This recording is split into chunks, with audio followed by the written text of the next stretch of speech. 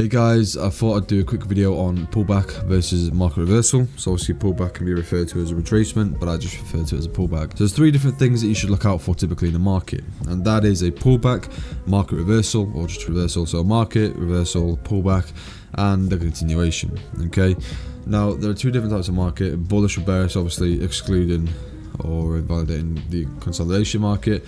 We're just going to focus on bullish versus bearish. Okay. Now, again, also you have your range high and low. However you map up your structure is completely up to you. If you're in my course, well done. You can go and see how I map up the structure. Okay. Now that's what validates a range high or low. Okay. So when we have a range high or low, everything in between that is external structure, internal structure. So for example, we got a range low here in a bullish market and a range high there also in the same bullish market. Okay. Price moving up. Okay. Range high, range low is formed. We broke structure. Now, obviously, everything inside of this range high and low is considered internal structure. So this move here, internal structure, okay? Bearish market range high, bearish market range low. Everything inside this range is internal structure, okay?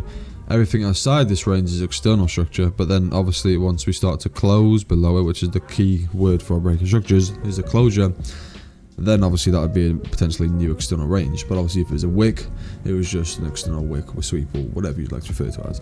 But I just want to clear that out because I'll resort back to this later, because you can actually apply the pullback versus market reversal method into mental exercise in terms of associating it with internal and external structure.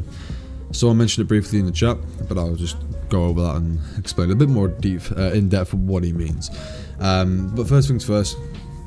Again, going back to the start, you've got three things: continuation, pullback, and reversal.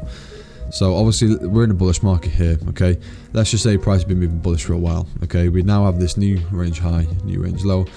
This here is a pullback because it's against the current trend, okay? But it's inside of it's inside of this external range high and low, therefore it's internal structure. But it's a pullback, okay? Because obviously the trend's bullish, so if we were looking for a continuation, it would be a bullish move. This here is a continuation, this here is a continuation, this here is a continuation, this here is a continuation. This here is a pullback, this here is a pullback, this here is a pullback. Why? Because it's against the current trend, and also it's not a reversal, because if it was a reversal, for example, if we were pulling back here, and then we got a closure here, potential break of structure, then that would be a potential reversal in the market, okay? And it's like the saying goes, the trend is your friend until it ends. It's the exact same thing for, you know, reversal. As soon as it ends, that's a reversal. So the trend is your friend until it ends, aka reverses. Okay. The reason why this is a reversal is because it's took out the previous high or low. So obviously in a bullish market, you got high highs, high low. As soon as that high low gets taken, we are now potentially heading into a lower low, and therefore we can anticipate lower highs and lower lows forming going into a bearish market. But that first point of break, or the first point of contact heading into the opposite market that you were previously in, is the reversal break.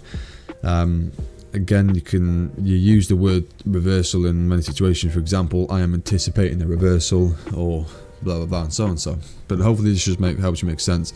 It is a simple concept, but it can be quite confusing, especially if you're trying to learn other concepts as well.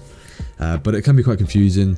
But obviously, if you're just trying to associate with simple things like external versus internal, so for example, the pullback is all internal structure against the current trend, and the external is a reversal. For example, the price, you know, was pulling back here and took out the high, that would be a reversal, okay?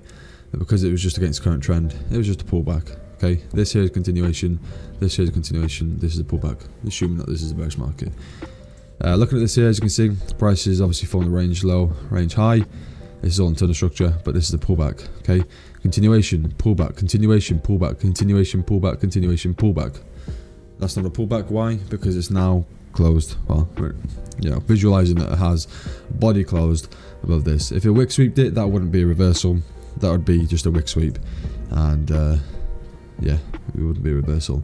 Has to close above, depending on what time frame you're using. 1 minute, yes, you can make exceptions with the wick, but anything else, use body closures, and obviously that first point of break there is your reversal. But guys, I hope I haven't missed anything. I hope this has all made sense. But yeah, you can, you know, if you find it easier to refer to it as external versus internal, for example, it's just pulling back inside your external range high and low. Whatever you want to refer to it as, you can do. But hopefully this video has cleared it up. The reversal is the end of the current trend and the start of a new trend potentially. Obviously we can only anticipate things in the market, we can't really predict but that's what is a reversal, and then a pullback is just against the continuation. So think of it as against the continuation, and reversal is the first break at the start of the new trend. But guys, thanks so much for watching. Any questions, let me know.